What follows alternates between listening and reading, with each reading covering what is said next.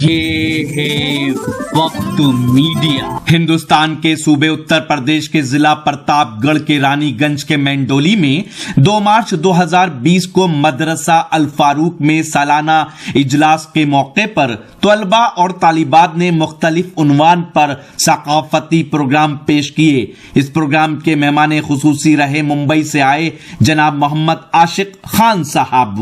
مدرسہ الفاروق کے صدر ہیں جناب حافظ عبدالعزیز صاحب، مینیجر ہیں جناب شریف احمد صاحب اور سیکرٹری ہیں مہمان نواز ادب نواز شخصیت جناب ڈاکٹر حبیب احمد انصاری صاحب اور خازن ہیں جناب مختار احمد انصاری صاحب۔ اس کے بعد ایک تقریر کے لیے سمیہ بانو آئیں اور اپنی تقریر پیش کریں۔ اور میرے عزیز طالب علم ساتھیوں، السلام علیکم ورحمۃ اللہ وبرکاتہ۔